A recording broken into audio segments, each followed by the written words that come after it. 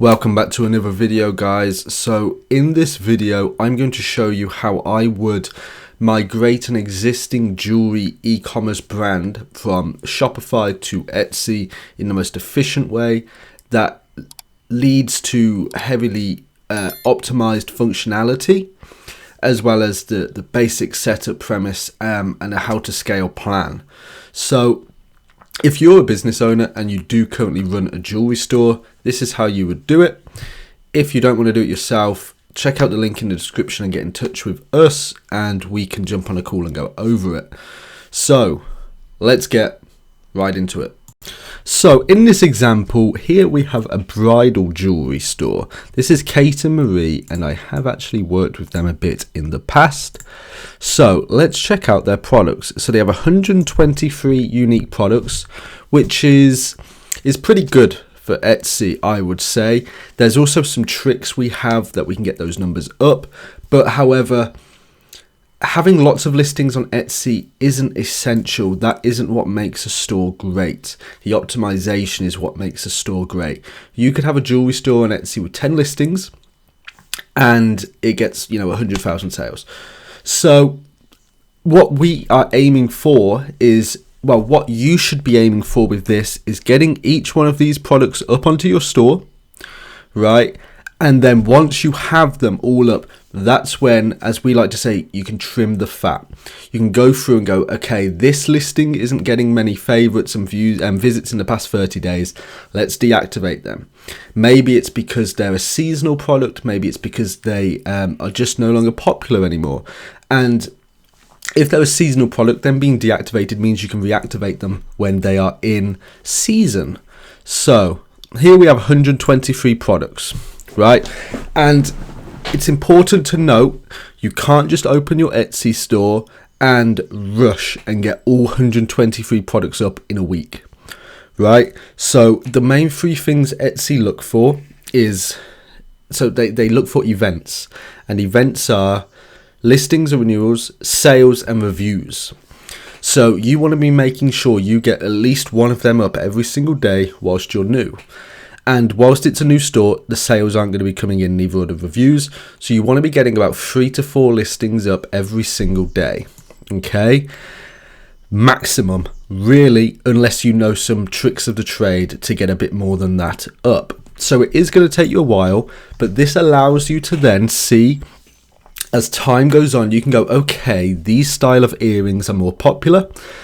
I have these other 5 similar ones. I'm going to focus on getting those up instead of going straight to these necklaces that I know aren't doing too popular, right? So doing that and allows you to see that, and it allows the Etsy algorithm to actually uniquely rank and work on a listing basis, right?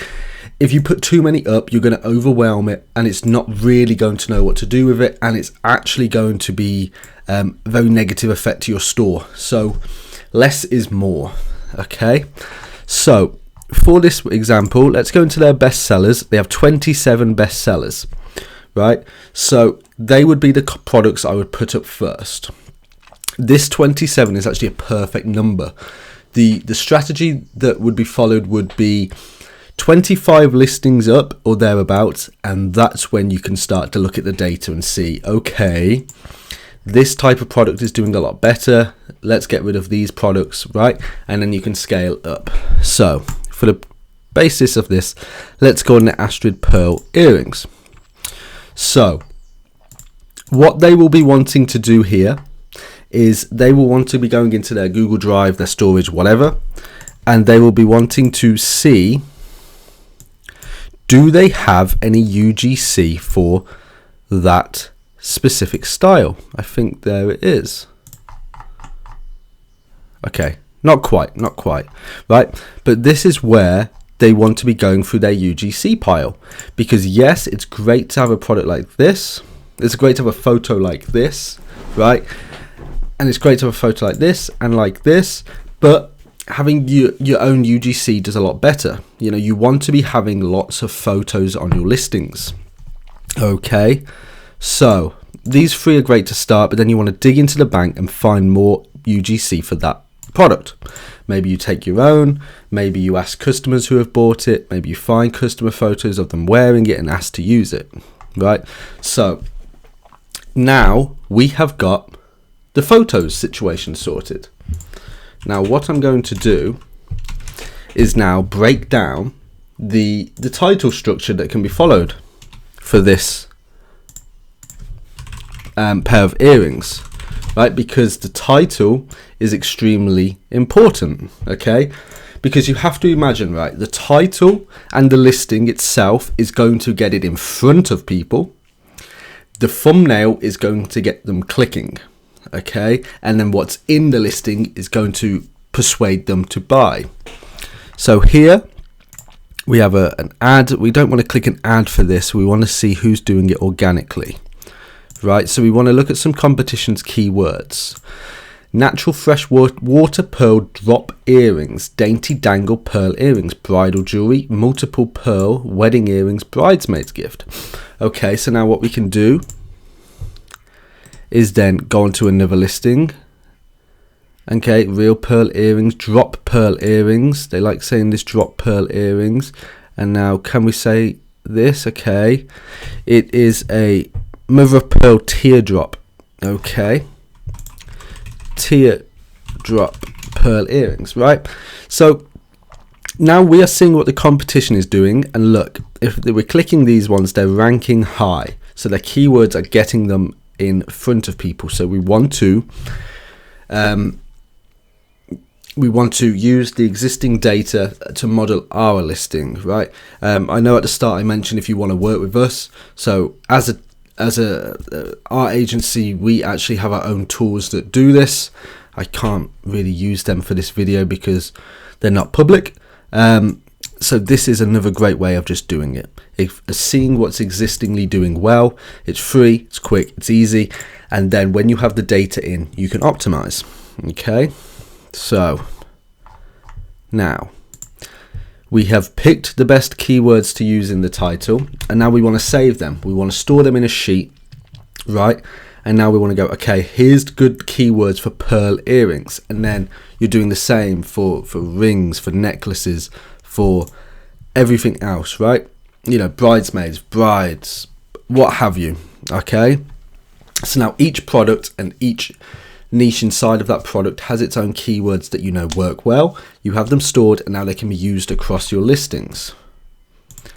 So an example here is, look at the photos they have here, right? So they have a mix of UGC style, example, you know, what's this, real shot, get what you see. Okay, so that's a nice thing, apart from, you know, it's a bit tacky, bit out of line, right?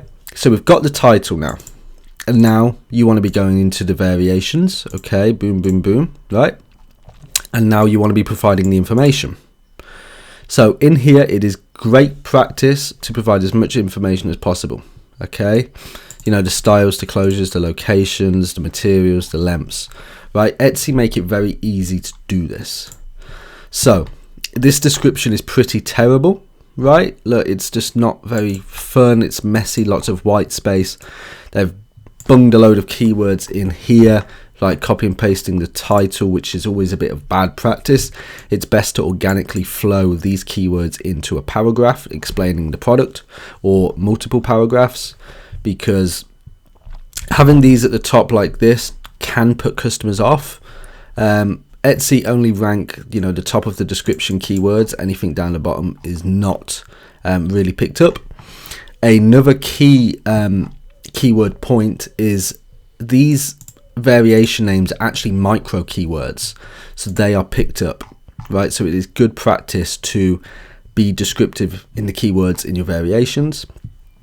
So a good listing structure for this would be, if we go back here, so it could be this, right? It could be this, then another little paragraph similar, who it's perfect for. It can be a great gift, you know, walking down the aisle, blah, blah, blah. Then separate it here, and then this is where you want to answer common questions. This is where you want to go into your FAQs and go, okay, this is the type of question I get asked a lot. Let me answer this one, this one, this one, this one. Then talk about your shipping problems. No, not shipping problems, your shipping information. how to get in contact with you and who you are, right? Leverage your brand position. Then down here, the shipping is not too bad, right? That's probably because these are made to order, but in an existing e-commerce business with existing logistics, you could probably get quicker shipping times than this, which is fantastic for Etsy. So this dispatches from the UK, and as you can see, they are a pretty popular store, right? 7,400 sales. So they have been on the platform. They don't want to publicly say. Let me just check. Let me check their first review. So they have been on the platform for not even a year. Okay, so very powerful, right? Very, very powerful store, and they are leveraging their position very well, right? They have a lot they could optimize. So when you are migrating your store over, you want to be following that structure. Okay, you want to be working on your photos. Your photos are essential, using your optimized keywords that we have found in all of your listings and really making full advantage of those titles. You want to do it in a way that expresses the product name, right? So it's natural freshwater pearl drop earrings. That's the product name, and then separate it off from the keyword stack. Okay, so now you have the product name, there's the keywords you want to get in front of. Okay, so now you've started to get your listings up. As I say, you want to get to around 25. That's when you're now trimming the fat. That's where you're now deactivating listings that aren't performing and getting more up. Remember, do not list too many at once, because that is going to have a negative effect. In terms of branding on your store, what you want to do is have a nice clear logo, a nice banner like this, a photo here with a real person in, whether it's your company, a photo of you. You want to set up your policies here, your returns, your cancellations, how that goes, add a bit of information about your shop, team members, photos, etc.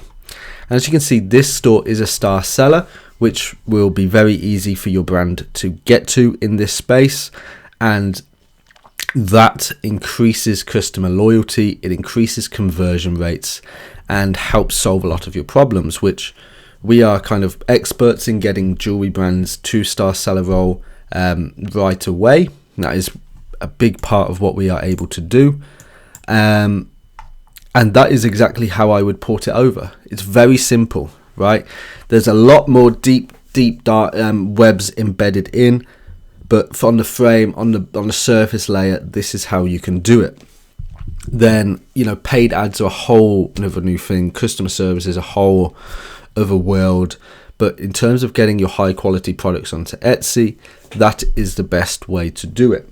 And again, if you want to jump on a call and we can go over this, check out the form in the description and we can get something scheduled. So I appreciate you watching and have a wonderful day.